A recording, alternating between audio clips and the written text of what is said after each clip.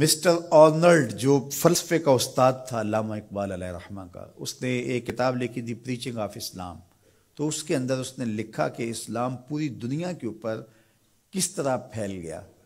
باقی بھی تو مذاہب تھے لیکن اس تیزی کے ساتھ ایسے نہیں پھیلے جس طرح اسلام پھیلا.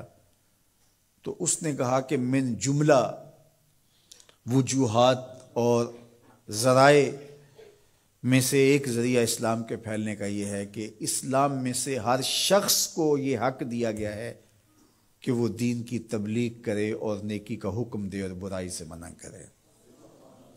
باقی مذاہب میں ایسا نہیں ہے.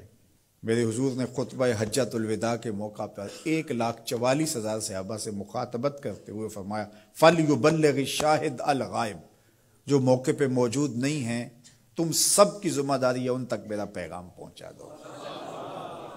بلغوا عنی ولو آیہ، میری جانب سے ایک آیت بھی آتی ہو تم نے اس کو آگے منتقل کرنا ہے. مومن ایک معاشرتی فرد ہے جو صرف اپنے آپ کو ہی نہیں بچاتا، دوسروں کو بھی بچاتا ہے، دوسروں کی بہتری کا ضامن ہوتا ہے. من رعا منکم منکرا فلیغیرہ بیدہ فإن لم یستطع فبلسانہ فإن لم یستطع فبقلبہ وذلک اضعف الایمان.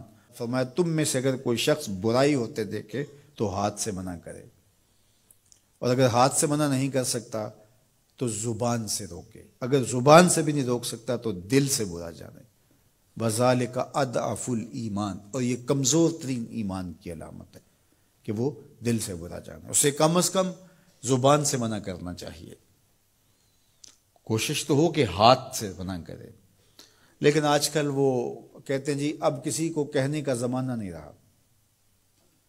کسی حد تک یہ بات سمجھ میں آتی بھی ہے کہ آج کسی کو اگر کہیں تو وہ الٹا ناراض ہو جاتا ہے، بلکہ کسی کی اولاد کو کوئی تربیتی بات کہیں تو والدین آگے کہتے ہیں کہ تمہیں کس نے حق دیا ہے. تو یہ بات اپنی جگہ پہ، لیکن کیا ہم اس سے کسی کو کہنا چھوڑ دیں گے؟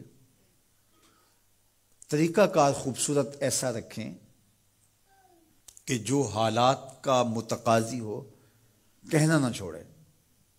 بعض کہتے ہیں کہ جی سانو کی لگے اپنے گھر میں کوئی چھاج بجائے یا چلنے. یہ دور نہیں رہا، زمانہ نہیں رہا کسی کو کہنے کا. اگر اس فلسفے کو تسلیم کر لیا جائے اور یہ طے کر لیا جائے کہ ٹھیک ہے، تو پھر برائی سے منع کون کرے گا اور نیکی کا حکم کون دے گا؟ جبکہ اس امت کی ذمہ داریوں میں یہ شامل ہے کنتم خیر امت اخرجت للناس تامرون بالمعروف وتنہون عن المنکر. تم بہتر امت ہو. کیوں؟ اس لیے کہ تم لوگوں کو نیکی کا حکم دیتے ہو، برائی سے منع کرتے ہو. یہ اس امت کی ڈیوٹی ہے، ذمہ داری ہے اس امت کی. یہ امت سوچنے لگی ہے کہ جی یہ دور نہیں رہا. یہی تو دور ہے. جب شر پھیل گئی ہو، جب برائی فروغ پا رہی ہو، تو اب تو ضرورت اور زیادہ بڑھ گئی ہے. جتنا اندھیرا گہرا ہو جائے اتنے ہی تو چراغوں کی ضرورت ہوتی ہے. اور ہم یہ فلسفہ تراش کے اپنے نفس کو مطمئن کر لیا کہ یہ دور نہیں رہا کسی کو کہنے کا. حضور نے مثال بیان فرمائی کہ کشتی میں سارے لوگ قابض ہو کے اپنی جگہ کو طے کر کے بیٹھ جاتے ہیں اور سفر شروع ہو جاتا ہے، اور ایک شخص اپنے ہی حصے کی جگہ میں سوراخ کرنا شروع کر دیتا ہے، اور باقی اگر اس کا ہاتھ نہیں پکڑتے، اس کو روکتے نہیں ہیں اور کہتے ہیں ٹھیک ہے وہ اپنی جگہ پہ کر رہا ہے، اپنے گھر چھاج بجائے چلنی ہمیں کیا لگے. تو تھوڑی دیر کے بعد کشتی ڈوبے گی تو یہ بھی سلامت نہیں رہ پائیں گے.